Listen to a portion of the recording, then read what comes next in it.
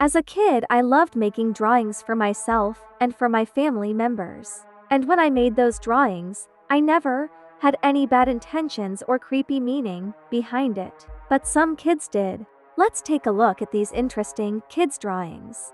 Winter, you're the best ever. My family thinks that too.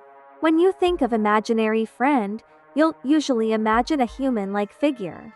A kid was asked to draw their imaginary friend, and this is what they drew. 3 kids' drawings with disturbing backstories. This first one is called the Two-Headed Monster by an anonymous kid when asked to draw their imaginary friend. And just picture what this imaginary friend would actually look like, because its first head seems to have bulging eyes and an unnaturally large smile. Then there's a second head growing out of its foot, with huge teeth and round ears. It also has 3 arms on its body and another 2 arms growing out of the foot. The fact that this kid visualized his imaginary friend in person, that's super creepy. Kids don't find it creepy though because they don't know anything yet. But this next one might be even more terrifying. Sarah gave this drawing to her older sister who was leaving for the summer. And in this drawing, she draws herself crying over a gravestone holding a shovel. And the words on top of the page says, "Dear Sarah, I now have much. You love me, but I love you even more. You are dead." I don't think this kid meant it in a bad way. She probably was just super sad her sister was leaving, and felt like her sister was D3 because of her sister being gone for the summer. This last drawing though is what really got me. A mother says this drawing was done by her daughter who's 4. And her daughter says this is the monster that always follows her around, but her mother can never see it. So in the drawing we see herself drawn at the bottom of the page, and a giant monster that seems like a distorted floating head, with beady eyes and black teeth. Follow for more. Dang, I feel bad for that 4-year-old kid. She feels like the monster follows her all the time. But I don't think she's scared of the monster at all. When I was 4 years old, I wasn't scared of anything, not even the dark. This next drawing actually gave me the chills 'cause of the backstory. Every night while the kid was in bed, he would always see a figure watching him. He saw the figure so many times that he drew it to show his parents.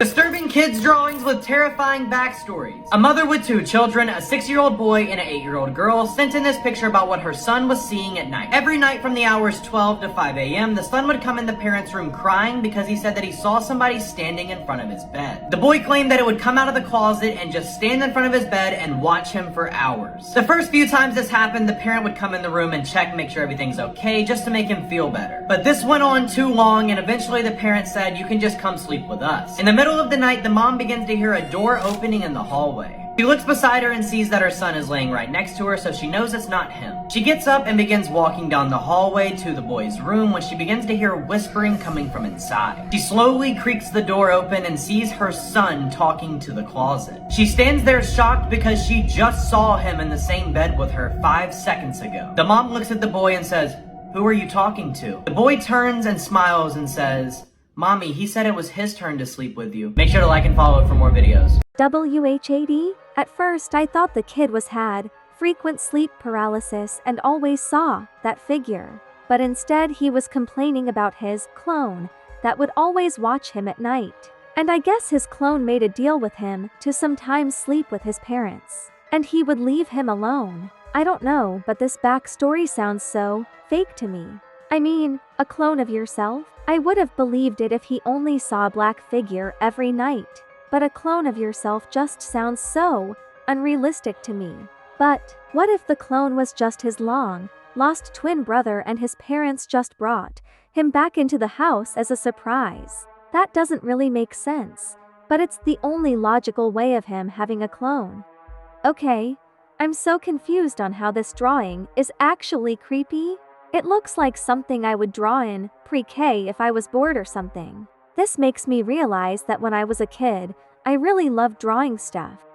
This ordinary-looking drawing made by a 6-year-old doesn't appear to have anything that would be any kind of cause for alarm. On the surface, it just looks like a young kid playing in the front of their house. There's tons of smaller details in the drawing, such as his dad raking the leaves, his mom at the window, and a few cars in the street passing by. It all seems like an innocent drawing, but there's a bit of an unsettling backstory behind this. The 6-year-old boy who drew this is a very well-behaved and quiet kid according to his parents. I'll refer to him as Jake. He stays to himself most of the time, and his teachers describe him as a well-behaved child, just very, very quiet. He has a passion for drawing, and constantly draws pictures and writes little story picture books. Jake has one sibling who's currently 2 years old, who he has included in multiple pictures too. His mother says most of Jake's free time he spends either watching Cartoon Network or YouTube videos or drawing. There was no cause for alarm when his parents found this first picture. However, there was when they found a more recent picture that Jake had drawn. Here's another picture of Jake in front of the house, but maybe you've already spotted it. In this picture, there's an identical car in the street with the same person sitting inside. This time, it seems Jake is looking at the car in this picture waving. Jake's parents are not seen in this one, interestingly, but his parents were intrigued now about the car and who the person inside of it was supposed to be. I have a feeling that the man in the car is gonna do something to the kid. Maybe try to become friends with the kid and come into his home. So they questioned him. Jake explained that it was a car he'd always see out front and that the man sitting inside of it would always smile and wave whenever he saw him. So the next day, Jake's parents took him outside to point out the car, but he said the car wasn't there. In fact, it wasn't for the next few days, until finally, one day while Jake was playing outside, he came running inside to his parents to say he saw the car again and the man was inside again. Jake's parents rushed outside to the front to look and saw the car speeding away past the house down the block. It was an old silver Buick, and Jake confirmed that was the car. It was none of the neighbors' cars, that much was known. Jake's parents went to all the neighbors and asked if they'd seen that car sitting in the street at all, to which all of them replied they had not, but that they'd keep a lookout. Nah, brew. That man only drives by when the kid is alone by himself. I wonder what the man is trying to do. For a few days, Jake wasn't allowed to play outside unless his parents were there with him. But after the car didn't seem to return, Jake was once again allowed to play freely out front. But one day, he came inside and said that the man in the car was back and was trying to get him into his car. Of course, Jake's father ran outside as fast as he could, hoping to get to the car in time, but he saw it already down the block by the time he was outside. He tried chasing the car down in his car, but by the time he even got into his car, there was no way of tracking where the car went. Once again, Jake wasn't allowed outside of the house. The car wasn't seen outside at all for almost that entire week, until one night, unexpectedly, Jake's father was about to take the garbage out, when he noticed the car parked across the street. He took out his phone to begin recording and hopefully get the license plate number, and he tried to slowly get closer to the car without being obvious. But the driver clearly saw him, because the car turned on, then quickly drove away. Stop. I'm low-key scared right now. This man is so weird. He literally waits outside their house all day and all night. He needs to go get a life or go find a job instead of stalking people's houses. And specifically, stalking this little kid.